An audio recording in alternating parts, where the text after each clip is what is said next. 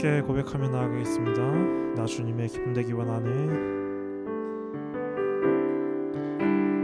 나 주님의 기쁨 되기 원하네. 내 마음을 새롭게 하소서. 새 부대가 되게 하여 주사. 주님의 빛 비추게 다시 한번 고백합시다. 나 주님의 기쁨 되기 원하네. 나 주님의 기쁨 되기 원하네. 새롭게 하소서. 새 부대가 되게 하여 주사.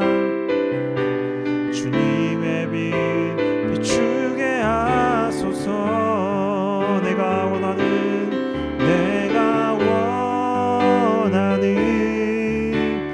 한 가지 주님의 기쁨이 되는 것.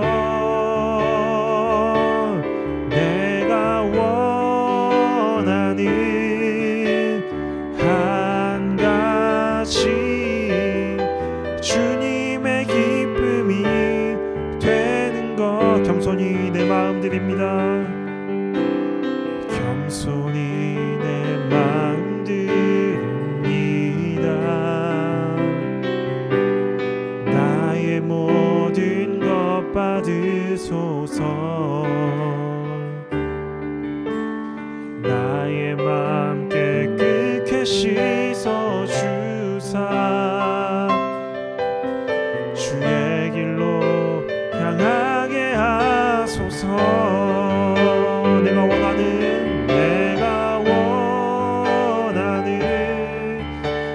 한 가지 주님의 기쁨이 되는 것.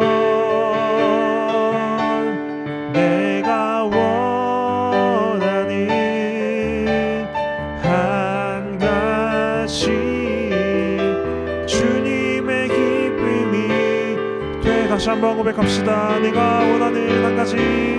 내가 원하는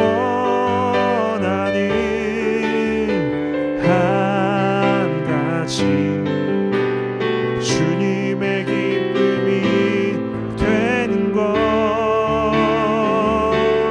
내가 원하는 한 가지 주님의 기쁨이 되는 것. 내가 원하는 한 가지 주님의 기쁨이 되는 것. 내가 원하는 한 가지 주님의 기쁨이 되는 것. 내가 원하는 한 가지 주님의 기쁨이 되는 것. 내가 원하는 한 가지 주님의 기쁨이 되는 것. 주님의 기쁨이 되는 것. 주님의 기쁨이 되는 것. 주님의 기쁨이 되는 것. 주님의 기쁨이 되는 것.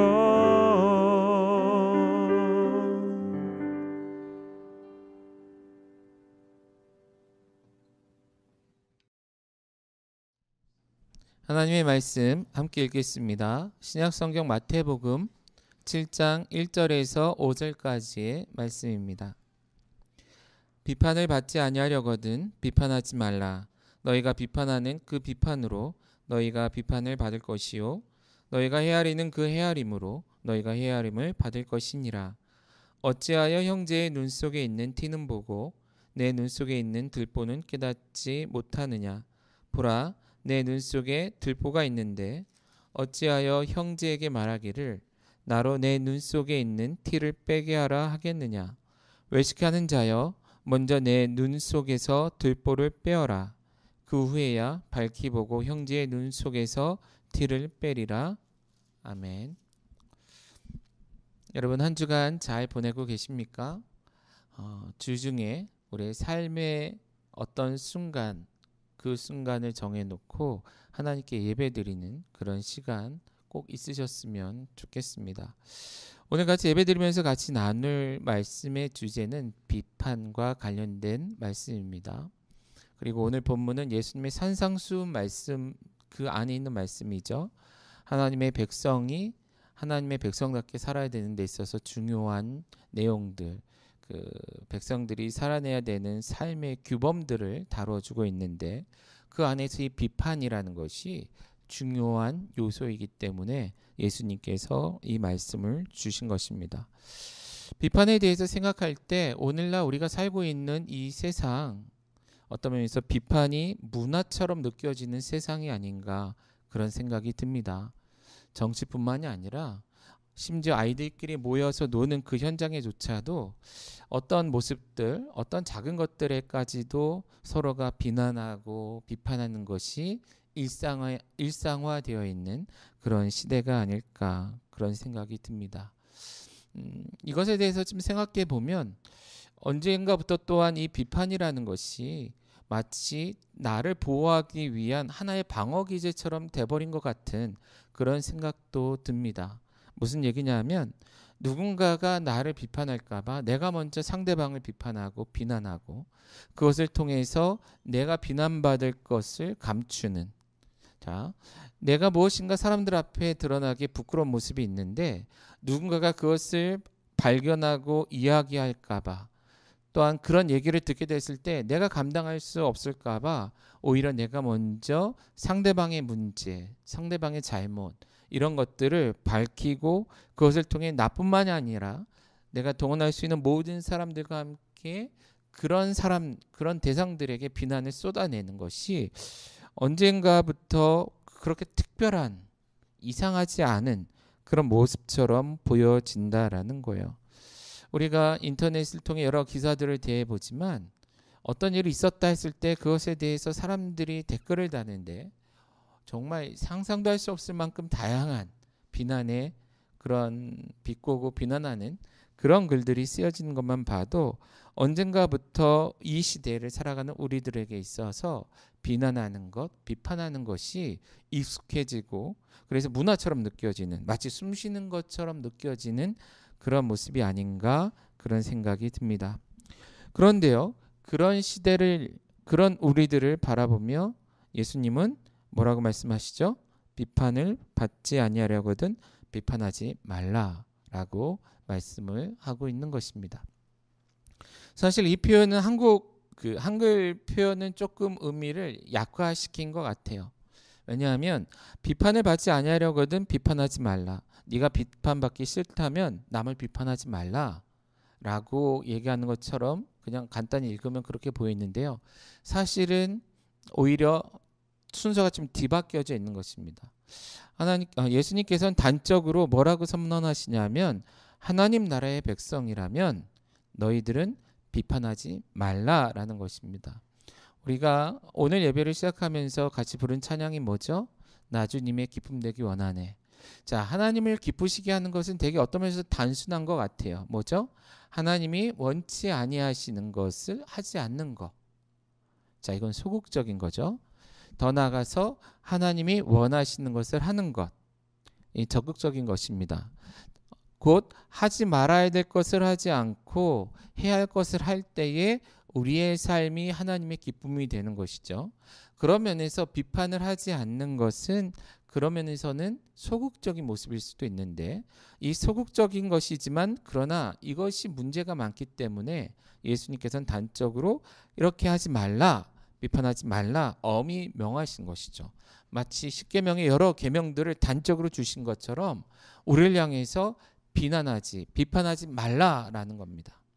그리고 뒤에 붙이신 것이 그렇지 않으면 너도 비판을 받을 거야. 너 또한 비난을 받을 것이다 라는 그런 표현이다라는 것이죠. 자, 특별히 이 말씀을 주시면서 예수님께서 비판하는 삶이 얼마나 위험한 것인가를 단적으로 보여주시는데, 왜냐하면 비판하는 우리들이 실제 나 스스로를 알지 못하는 채 남만 바라보고 상대방만 바라보고 비판할 때가 너무 많다라는 것입니다. 이런 모습을 예수님은 우리 눈 속에 든 들보, 형제의 눈 속에 있는 티, 이렇게 비교해서 설명해 주고 있는 것이죠.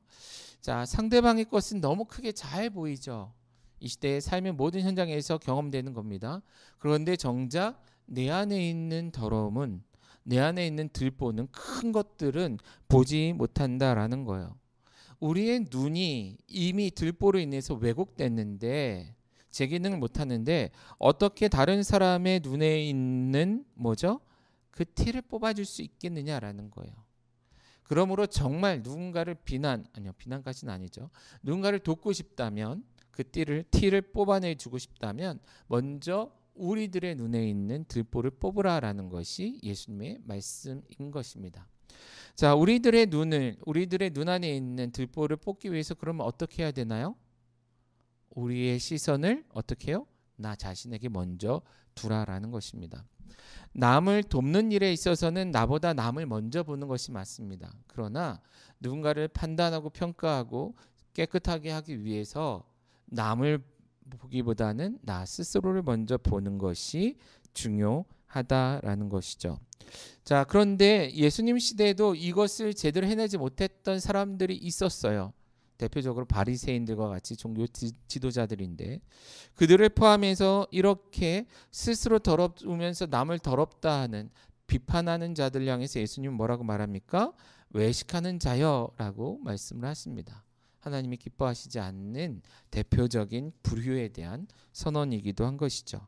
결국 우리가 비판하는 자가 되어서 이 시대에 비판 문화를 뿌리고 다닌다면 결국 우리 스스로가 스스로를 속이며 외식하는 자, 그리고 위선자가 되는 것이고, 이런 것에 대해서 하나님은 엄히 경계하시며 그 똑같은, 그보다 더 엄격한 기준으로 우리를 판단하실 거다라는 거예요. 그러므로 우리가 한 주를 살아가면서 나는 내 삶의 현장에서 어떠한 태도를 가지고 살아냈는가, 남의 눈에 있는 티를 발견하고 그것을 비판하고 비난하는 삶을 살았는가 한번 돌아보셨으면 좋겠습니다. 사실 이 본문에는 적극적인 명령도 하나 있습니다. 자, 하나님의 기쁨이 되기 위해 하지 말아야 될 것 안 하는 게 소극적인 기쁨의 이유라면 비판하지 않는 것이 그거라고 했습니다. 그런데 2절 말씀에 보면 너희가 헤아리는 그 헤아림으로 너희가 헤아림을 받을 것이다. 이것을 그냥 단적으로 얘기하자면 헤아리라라는 것입니다. 사람들을 이해해라, 수용하라, 헤아리라라는 것이에요. 결국 하나님께서 원하시는 삶은 헤아리는 삶인 것이죠. 하지 말아야 되는 비판을 멈추고 하나님이 기뻐하시는 이해하는, 용납하는, 헤아리는 그런 삶. 그것이 비단 상대방을 위해서뿐만이 아니라 근본적으로 나 자신을 위해서. 왜요? 그 관점으로 하나님도 나를 바라봐 주실 것이기 때문이다라는 것입니다. 그렇다면 지난 며칠 동안의 삶, 그리고 남은 주일까지의 삶, 이 며칠 동안 우리는 이 말씀을 생각하며 어떻게 살아야 될까 고민해 봐야 되겠죠. 나도 모르게 입에 붙어버린 비판, 비난, 이런 것들이 있다면 이 시간 하루아침에 완전히 바뀔 수는 없을지 모르지만 조금이라도 덜어내는, 그래서 그 에너지를 가지고 나 스스로를 바라볼 수 있는, 돌아볼 수 있는 그러한 신앙의 모습이었으면 좋겠고요. 더 나아가 그런 가운데 상대방을 이해하고 헤아리려는 주님의 마음으로 품고 용납하려는 그런 마음을 달라고 하나님께 기도하며 그러한 태도로 하루하루를 살아갈 수 있다면 우리가 주일이 되어 하나님 앞에 또한 예배 자리에 나아갈 때에 하나님 앞에 서서 기도할 때에 더 많은 풍성한 것으로 하나님께 고백할 수 있지 않을까, 그런 생각이 듭니다. 오늘 말씀을 기억하시면서 한 번 더 하나님께 기쁨이 되어지는 그리스도인, 곧 우리가 될 수 있도록 마음을 정하고 나아가는 우리 모두가 되어지기를 간절히 바랍니다. 감사합니다. 남은 시간은 여러분들 개인적으로 준비하신 기도의 제목들이나 또한 가정, 사회, 이웃들, 더 나아가 세계 선교를 위해서 함께 기도하면서 나아갈 수 있기를 바랍니다. 감사합니다.